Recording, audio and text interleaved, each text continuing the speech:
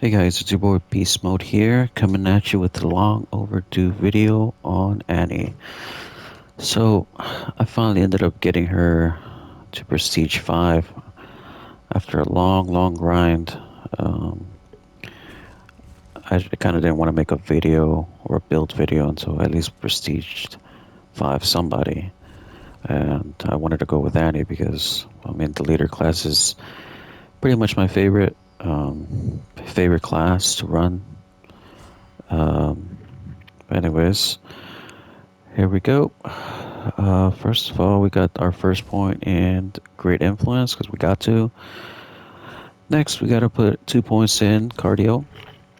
I think the being able to sprint for a lot longer is kind of necessary since leaders and supports get targeted the most. Um, I think it's good. It's just you just need to run sometimes. Helps you get to objectives way faster. It's one of the reasons why I play leaders. I can have some pretty good stamina to run, but I'm also not restricted to just guns. I can pretty much use melee attacks as well. Yeah, it's good cardio. Next, you get the Artful Dodger, 2 points, and you got to put 2 points on leaders because you get the 4 dodges. Um, I think with the buff that we got, putting being able to put 4 points with Pink F, um, on pretty much all the leader stats was pretty broken. It really buffed up the leaders. It was a heavily needed buff. And the fact that they can all dodge 4 times is pretty nuts, especially because they're pretty tanky already. So I mean, you got a tanky character who can also dodge 4 times. I think it's pretty damn good. Next, we got the 3 points in industrial strength. I really like the having the really buffed up leaders with their health. I like them really tanky. Honestly, if I had enough points, I would go over here to further hell, but you still gotta earn these points. So I don't. I don't do that. Sometimes I do like to mess around and use some of my points to get here, 3 points, and you run these useless ones. But for the most part, this is what I run with the three, just 3 points on health, and keep it that way.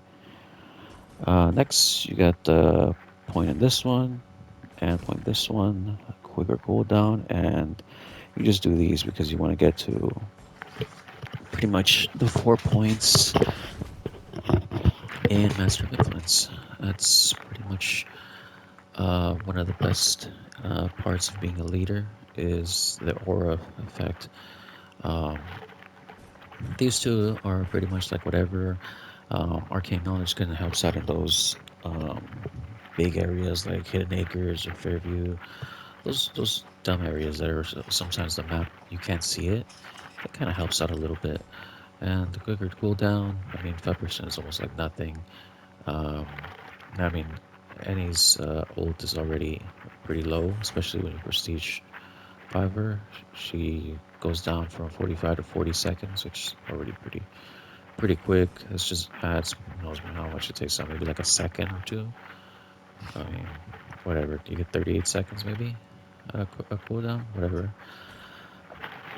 But you really want to go on Master of Influence. You want to put the 4 points on this because you really want to boost her aura on what she's really good at, and she's really good at freaking balance bar.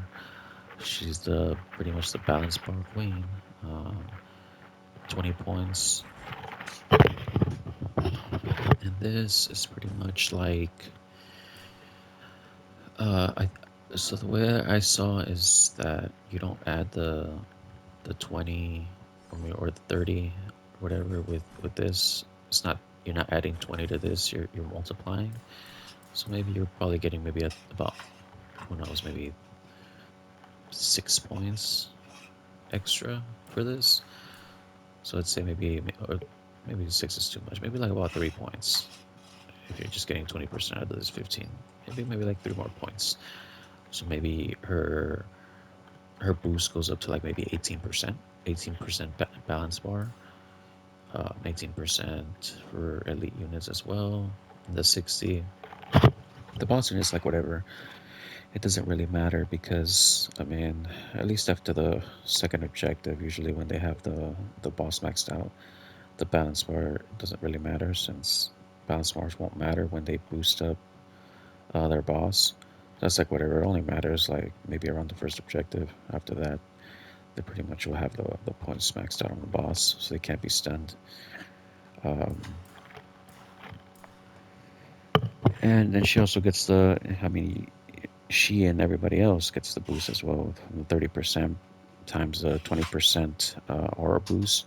So you're pretty much just boosting all this by 20%, pretty much 20% out of everything for each category. I think it's pretty damn good. I mean, this aura, you're just giving it to everybody. You have a Henry on your team. Jeez, it's like the greatest balance bar combo duo there could be. Next, I got the 4 points in fast forward. I think fast forward is freaking nuts on leaders. The way I see it, and I'll explain in a Cheryl video that I'll make maybe later on, is that this cuts down the time by maybe like 30 seconds. I want to say it's been a while since I did the test, but maybe 30 seconds. And how I like to think about it is that that's 30 seconds of damage that you're not taking. And I think that's amazing if you think of it that way. You're not taking 30 seconds of damage that you would have taken if you don't have this. Um, I think that it's pretty good. And if you have it stacked out with maybe your support, it probably goes down to 2 minutes maybe. I think I tried it when I tried it with 4 leaders and a support, or 3 leaders and a support. All of them having fast forward. I think the objective time was about a minute 30. Uh, it was really good. It cut down the time pretty much in half from what I remember when I stacked this with 4 of them having fast forward. It was pretty nuts. I actually liked it. Um, so moving on, I got the 3 points on Saint Stars. Um, I want to say that Annie is basically just another Henry as far as balance bar goes. Um, and like I said, if she's paired up with a Henry, if Henry's maxed out to doing balance bar, you got the balance bar combo thing going on. You're basically just doubling any balance bar that Henry's going to be doing with her aura and she's just gonna be doing pretty much Henry's job as well. If you get a sledgehammer, she's just a Henry, um, which is pretty much the weapons that I like to use. Which sledgehammer. Sometimes I'll grab a mace. I really like the spear. The spear is really good. Um, I just don't like using the spear against the necromancer because the shields are just kind of ridiculous sometimes. They just don't break. So, but for the most part, I'll grab a sledgehammer a lot of the times if I can find it. If not, I'll go with mace or a spear. Next, I'll go with stopping power. I think that you just want to keep her doing what she's really good at in balance bar. So you kind of want to have her to be able to melee and take out balance bar as well as shoot and take out balance bar. Um, a lot of times I like to grab a shotgun if I don't have a hunter or if the hunter is not using long ammo. I will usually grab a shotgun just for the more shots, more balance bar, more continuous balance bar.